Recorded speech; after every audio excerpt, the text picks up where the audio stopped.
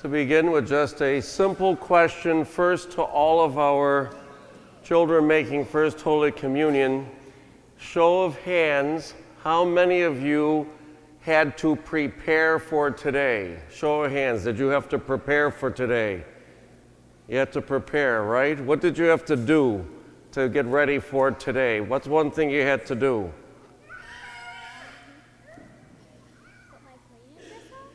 Put your communion dress on. Absolutely correct. That is a good thing. That is a good thing. What else did we have to do to prepare for today? What did you have to do? You have to go to confession. You have to go to confession. And I like the tuxedo, by the way. You have to go to confession. What else did we have to do? Anyone? What did you have to do?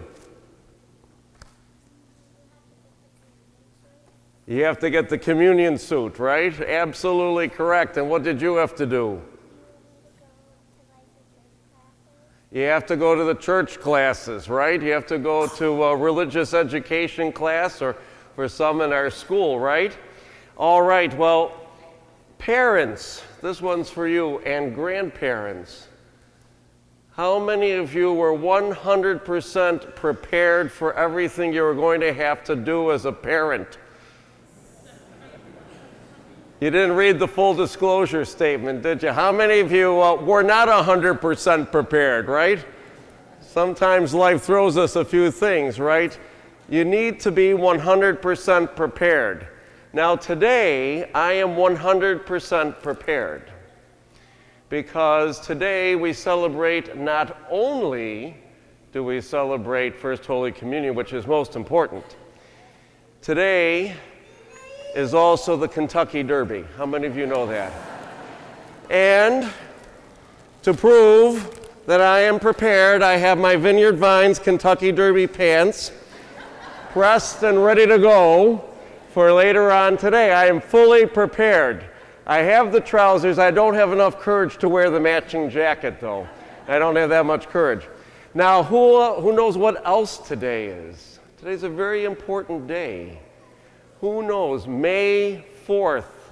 What is the importance about May 4th? What is the importance about May 4th? May the 4th be with you. That's right. It's Star Wars Day, right?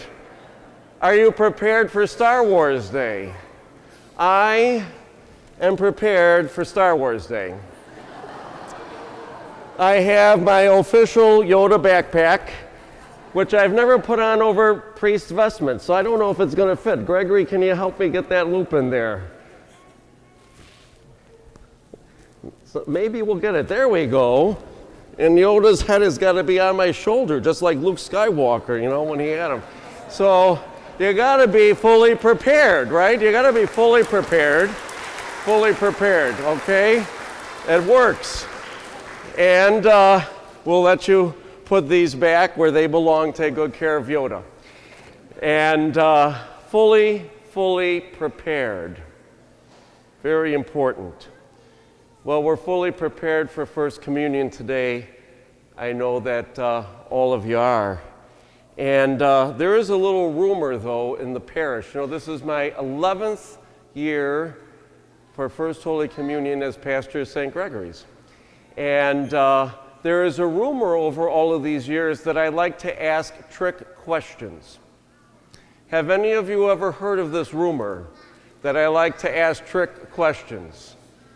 Only a couple hands. See, I knew it was only a rumor. Oh, there's a big hand just went up. Of course, I like trick questions. Well, question one is not a trick question. It's not a trick question. What is my name?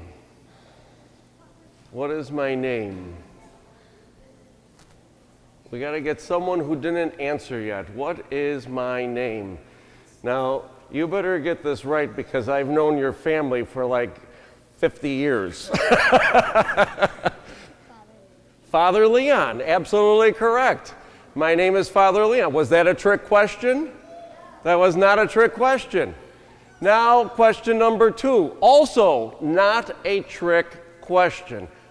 How do you know who somebody is? If you call somebody by name, like you call me Father Leon, How do you know it's me? We got to come to the very expensive seats back here in the back. And how do you know who somebody is? Yes, first of all, they got to tell you their name. Absolutely correct.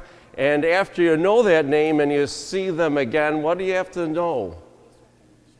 Face recognition. Wow. Okay, would you like to give the rest of the homily? Absolutely, face recognition. We have a future in cybersecurity. And face recognition, any other way you know who somebody is. Face recognition is what I was looking for. And you forgot. That's okay, I forget a lot of things. Ask everybody in the office, I forget a lot of things. So maybe someone's voice too, right? Because people tell me that I have a very distinctive voice. And they say, we heard your voice all the way on the other side of the room. We knew it was you, right? We recognize, but especially by someone's face. Now, for all of our First Holy Communion children, this question, and I will ask you to stand up with a particular answer. Could you recognize someone by seeing just their hands? Could you recognize someone just by seeing their hands? Stand up if you think you can. Can you recognize someone? Where's our IT guy in the back? Okay. Have a seat. Only a couple people. How many of you think you cannot recognize someone just by seeing their hands? And you got to vote one way or the other. Okay, so have a seat. We're going to try this again. Stand up if you think you can recognize someone just by seeing their hands. Stand up if you think you can recognize someone. Yes, our IT expert is saying, no way, that can't happen. Have a seat. Stand up if you think you cannot recognize someone by seeing their hands. Can't be done. Can't be done. We have a few people who are block voting against voting. Okay, well, I am going to take and we need Gregory to come out again. I happen to have in my possession, he can have a seat, the official box of hands. It's not a make-believe. This is the official box of hands. It says it right there. I'm going to prove to those of you who think you cannot recognize someone by seeing their hands, I'm going to prove to you that you're wrong. I'm going to prove to you that you're wrong. Absolutely. Now, yeah, you have to lower down. I'm not as tall as you. Let's see. Which hands should we go with? Which set? I might need your help on that. Okay. Whose hands are these? Whose hands are these? Who says they're Mickey Mouse's hands? Okay, so you can tell just by seeing the hands that they belong to Mickey Mouse, right? So you recognize my face and you know it's Father Leon, but you recognize these hands as whose? Mickey Mouse. I kind of like Mickey Mouse. He's even on my watch. All right, so case number 2.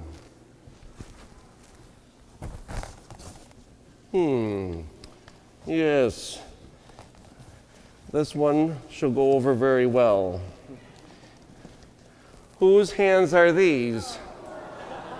Whose hands are these?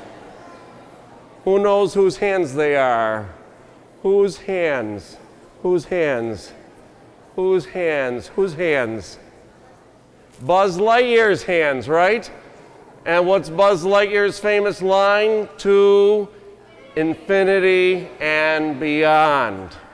To infinity and beyond. So you can tell someone by their hands. Even though my face is Father Leon, my voice is Father Leon, at the moment my hands are Buzz Lightyear, to infinity and beyond. Well, we go beyond infinity today. Why? What are you celebrating, which is most important? What are you celebrating? First Communion. And First Communion, you're going to receive for the first time who? Who are you receiving for the first time? Who are you receiving for the very first time? Who? Jesus. Jesus. And Jesus takes us to, like Buzz Lightyear, where? To infinity and beyond, right? Because Jesus is eternal. Jesus always existed. At that moment of creation already, Jesus existed, and Jesus exists today. In a few minutes on this very altar, we believe Jesus will be really present. Might look like bread and might look like wine, but we believe that that is 100% Jesus. Jesus becomes present to us. God, who is infinite and beyond this physical world, God, who is infinite and beyond this physical world, is going to be coming to you. And I want you to think about something, especially all of our First Holy Communion children. In a few minutes, you're going to come up to receive communion. And as you come forward to receive communion, probably all of you, if not all of you, most of you, but probably all of you are going to do what? You're going to come up to Father Dan, to myself, to Deacon Dan, who's here to celebrate with family, and you're going to do what with your hands? Right? And where are you going to receive Jesus? You're going to receive Jesus in your hands. And then you're going to take the consecrated host, you're going to take Jesus, and you're going to place Jesus in your mouth, right? Huh? So what does that mean? That means that, especially from today forward, every time I see your face, in your hands I have to see who? Who do I have to see? I have to see Jesus, right? I have to see Jesus. And so it's very important that what we do today, first of all, now every single day for the rest of your life you can come and receive communion every single day. But very important what we do today, because it changes us to be more like Jesus. And so your hands, even though it's your face, your voice, when we see your hands, meaning the things that you do, we have to be reminded of Jesus. Does that make sense? Does that make sense? Right? So remember that. Why Eucharist is so important is it changes us to be more like Jesus, to be his hands in the world today. And Jesus has only our hands in the world today, so we all have to do that. Even us big kids, we have to do that. And how is it that we prepared for today? Somebody said we had to get our dress, we had to get our suit, we had to do these things. But what was one thing we really had to do? And someone said it. We had to learn, right? We had to learn about Jesus, right? And so what we need to do is think about the hats that we wear in the world. And the official box of hands come with the official box of hats. And so just like I have the hands of Mickey, I also have what hat? My Mickey Mouse hat, right? And sometimes when I'm at Disney, you know what this hat makes me do? Act like Mickey Mouse, you know, kind of having a silly, fun time, right? And in addition to my Mickey hat, I have my official Buzz Lightyear hat. Okay, my official Buzz Lightyear hat. I like this one in particular because he's one of my favorites. And so sometimes with my Buzz Lightyear hat, I feel like I'm going to infinity and beyond. Every single day, you have to have your Jesus hat on. Because what does your hat cover? What does your hat cover?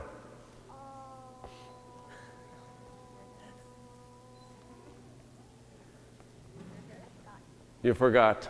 What does your hat cover? You put your hat on top of your Say it all together. Head. And what's right here in your head? Your brain, right? The way we think. So as we celebrate First Holy Communion today, we remember a couple things. We remember that people have to recognize Jesus in your actions, your hands, what you do. And the way you're able to do that is that you're going to learn more and more to think like Jesus, right? Because you haven't learned everything yet. I haven't even learned everything yet about Jesus. There's so much to know. And so we have to keep learning to think like Jesus, put a Jesus hat on almost, so that our hands will always do his work. And to conclude, there is who is my favorite up-and-coming saint? Who knows that? Who's my favorite up-and-coming saint? I talk about him all the time.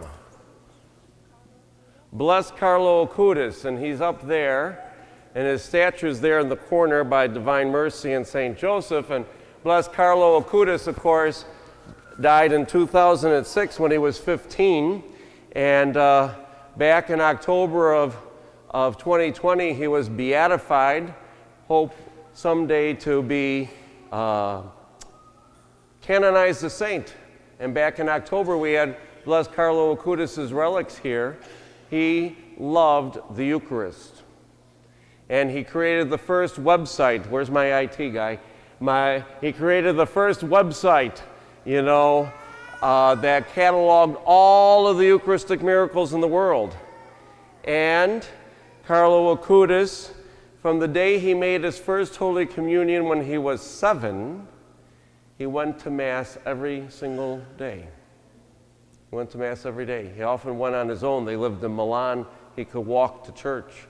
And he would walk and go, and he would get there early, and he would sit before the tabernacle because he knew Jesus was in the tabernacle, and he would pray. And he would also sit after Mass in front of the tabernacle and pray. And bless Carlo Acutis, if you do not know about him, Google him when you go home and learn about his life. But he has two particular quotes I want to leave you with that I think are important for all of us today to think about. And the first one up there, the more we receive the Eucharist, the more we will become like Jesus, so that on this earth we will have a foretaste of heaven. The more we receive the Eucharist, the more we will become like Jesus. So our hands will be more like his, our brains will be more like his, our heart will be more like his, so that on this earth we'll have the foretaste of heaven. Remember, Jesus has only your hands, your action, your word in the world today. It's up to all of us. A second quote from him, and we'll end with this: when we face the sun, we get a tan. But when we stand before Jesus in the Eucharist, we become saints. What we really celebrate today is your step closer towards being a saint. And we all want to strive to be that saint for God and the world today.